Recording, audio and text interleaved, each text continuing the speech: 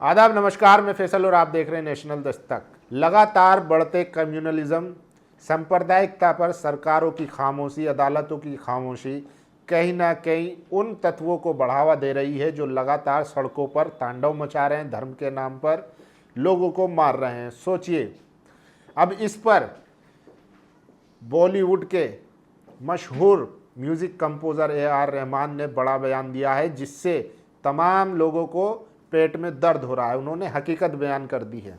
उन्होंने कहा है कि छावा फिल्म एक प्रोपेगेंडा फिल्म थी, जिसमें अपने हित साधने के लिए कम्युनलिज्म को फैलाया गया, जबकि किसी भी फिल्म की USP होनी चाहिए थी बहादुरी, लेकिन वहाँ पर एंगल दिया गया दूसरा, प्रोपेगेंडा फैलाया गया।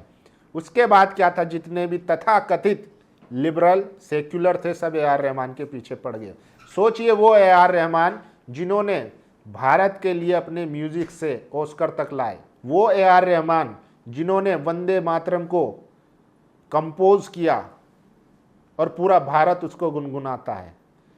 अब उस शख्स की अगर उसने हकीकत बयां कर दी है तो उस शख्स की देशभक्ति पर सवाल उठाए जा रहे हैं। प्रॉब्लम पर और उसके सॉल्यूशन पर कोई बात नहीं कर रहा है।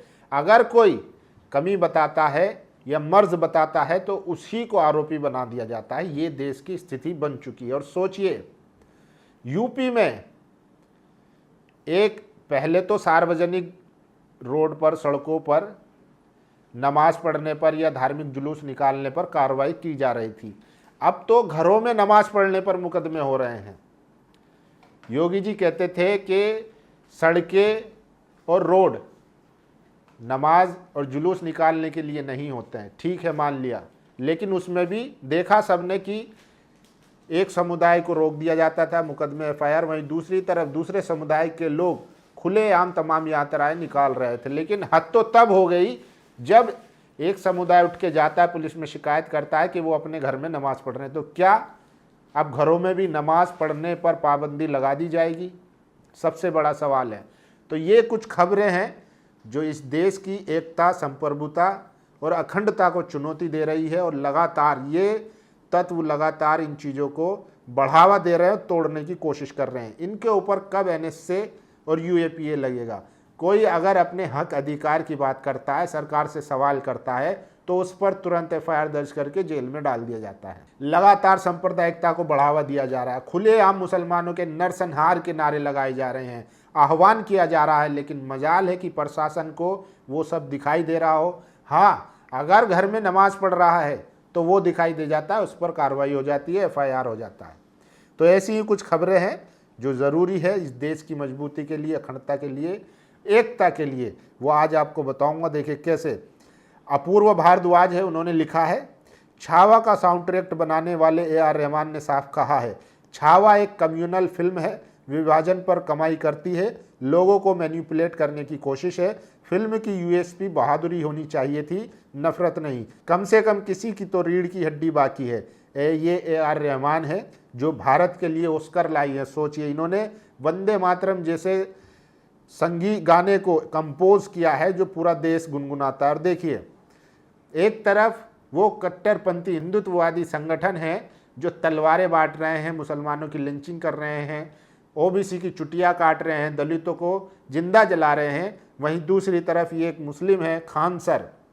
अब इन्होंने नया अस्पताल बनाया है। पहले तो शिक्षा देते थे कम फीस में, अब इन्होंने एक अस्पताल बनाया है जिसकी फीस मात्र नाम मात्र के लिए रखी गई है। JK यादव लिखते हैं, पहले लाखों बच्चों के लिए कम फीस पर अच्छी शिक्षा दी जो हर कोचिंग संस्थानों में महंगी थी। अब उनका अस्पताल खुल गया है जहां नाम मात्र पैसों में इलाज दे रहे हैं खान सर।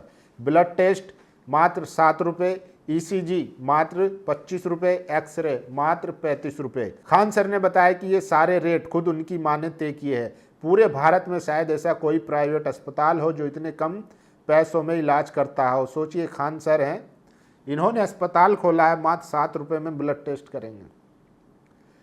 ये पिंकी चौधरी, दक्ष चौधरी, कितने अस्पताल कॉलेज इन्होंने खुलवाए हैं, ये भी सबसे बड़ा सवाल है। और ये खबर देखिए, क्या अब भारत में अल्पसंख्यकों को उनकी धार्मिक प्रार्थना करने पर भी पाबंदी लगाने की कोशिश हो रही है।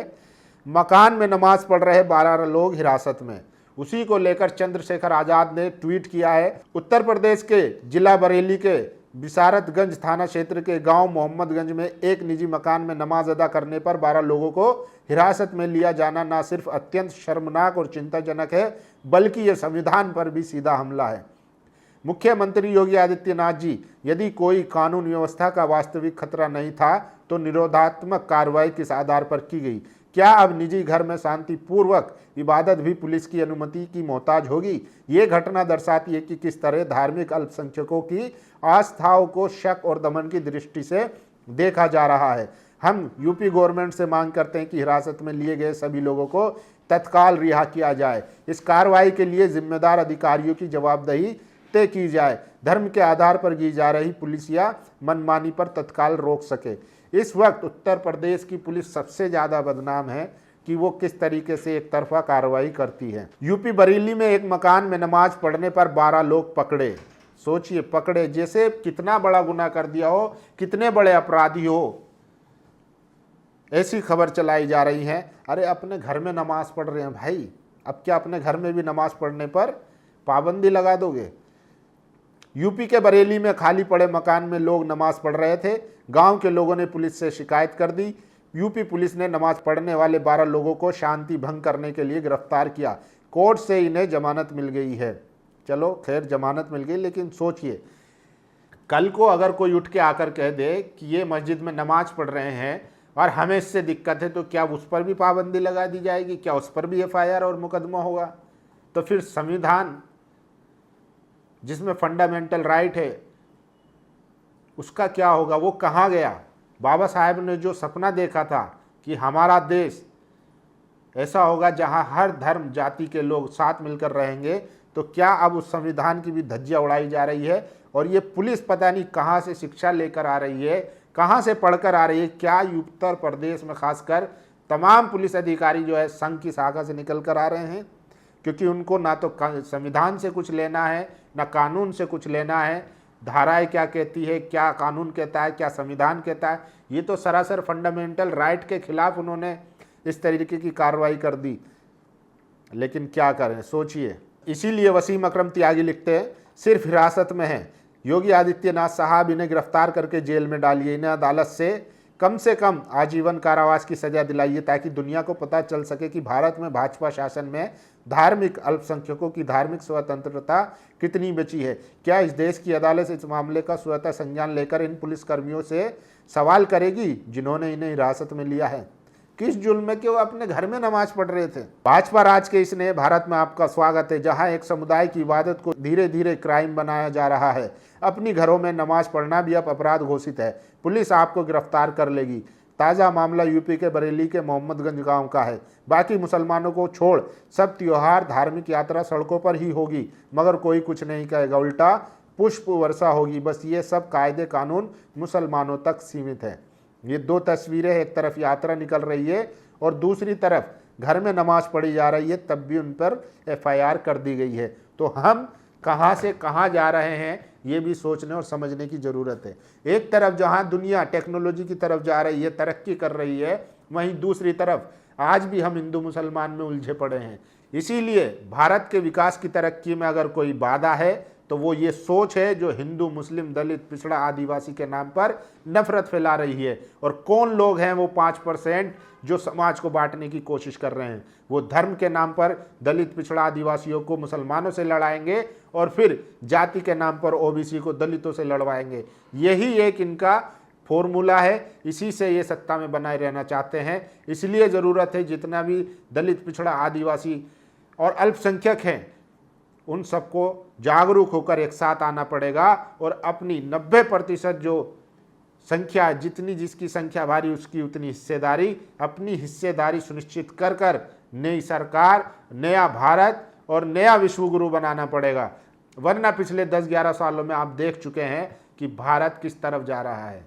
पिछले 12 सालों से भारत में बता दीजिए कोई ऐसा काम हुआ हो जो विश्व लेवल पर, या कोई नया आविष्कार हुआ हो, या कोई नई संस्था बनी हो, या रिसर्च सेंटर बना हो?